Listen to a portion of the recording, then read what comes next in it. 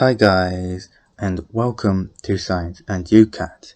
This is going to be my first YouTube video specifically about the UCAT, and we'll be talking in this video about abstract reasoning.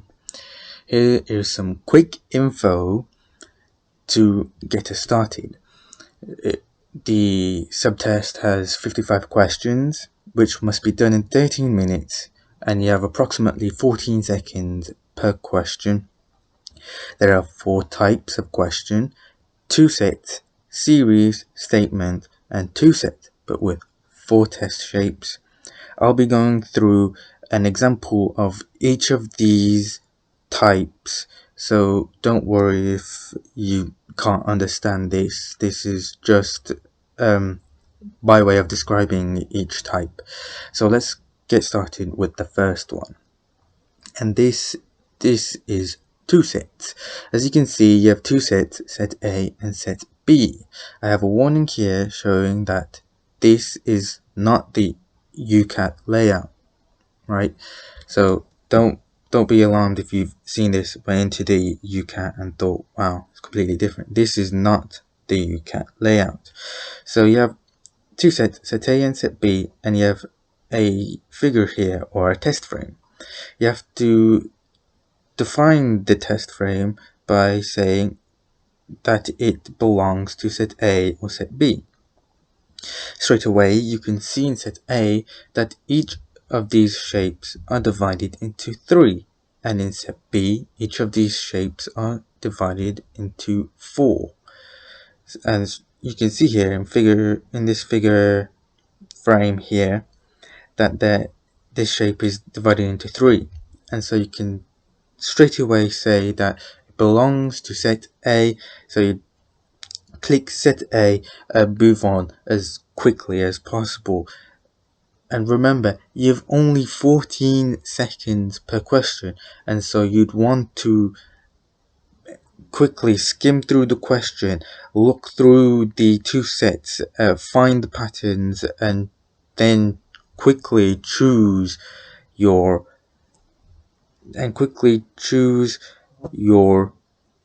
answer. So now we'll be moving on to our next question. Series. We have 4 frames which are part of a series right here. Again, this is not part of the UCAT layout, but this is just an example. There are 4 frames right here, and we must find out what the 5th frame is from A, B, C, D, or E. And so there's a pattern that we must find to determine the 5th frame. Straight away we can see that there's a stark contrast between the colored circles and the non-colored, and this is a pattern that's repeated throughout. So we know that the color is significant, so we should first of all count the colored circles. So in the first frame we see there are 5 colored circles here, and in the third there is also 5 colored circles. So from this we could deduce that the 5th must also have 5 colored circles, and to consolidate this we can look at the 2nd and 4th as they must have a similar principle. Straight away you can see there are 5 non-colored circles, so that must mean that's what the pattern is. There's an alternating pattern of colors. There'll be 5 colored circles in the first, every odd frame will have 5 colored circles, and every even frame would have 5 non-colored circles. So all we'd have to do is find a test frame from here to match this pattern. And so we need to find one with 5 colored circles. So we can go from A. We see there are 4 uncolored circles, so it can't be A. We see 2, 4, 6 colored circles, so it cannot be B. Can't be C, there's 6 colored, and it can't be D because there are 5 white uncolored circles. So it must be E. We won't have to check E, as this counts as a method of saving time. You don't have to check it because it will just waste more time than you need. However, if you have that time, because some of the questions in the abstract reasoning test are quite easy, and so you'd be able to save some time for questions like these, where you'd have to take a little bit more time and have to analyze the frames. And so let's move on to the next. And this one is the statement question. So you have, let's say this box is x1 and this is y1. So x1 is to y1 as x2 is to y2. As x2 is supposed to equal y1, this will have the same pattern as x1 to y1. So what we would have to do is see how this frame turns to this next one and apply this for the second part of the question. And as you can see, the first and second make up the top right and bottom right, and the second and fourth make up the top left and bottom left. And so you have to do this for the second part. So we have, this will turn into the top right, and this will be your bottom right.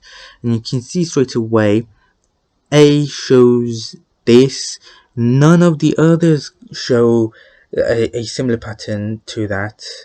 And so we can just choose A and move on. The next is 2 sets with 4 test frames. And see, this also has set A and set B. This one in particular is slightly more difficult than the others, as not only do you have to work out what the pattern is for set A, you'd also at maybe a later stage have to find out what the pattern is for set B, but usually they are like opposing. So if set A had I don't know, all vertical lines, then set B would have all horizontal lines. If set A always had one arrow pointing down, then set B would always have an arrow pointing in a different direction. That's how they usually make these. So as we can see, there are normal uncolored arrows and they do not point in random directions, and in set B they show up as in different directions here and do not point vertically or horizontally in all of them. So if we look at A, we can look at the test frames here. We can say that it is either A or B that will be the answer. However, all the arrows in test A have vertical lines, so it can't be A, and the answer is then B. And so this will be the end of my video. Thank you for watching. Please do subscribe, like, and share this video with others. I know other people may find this difficult, and so this could help them with their UCAT experience.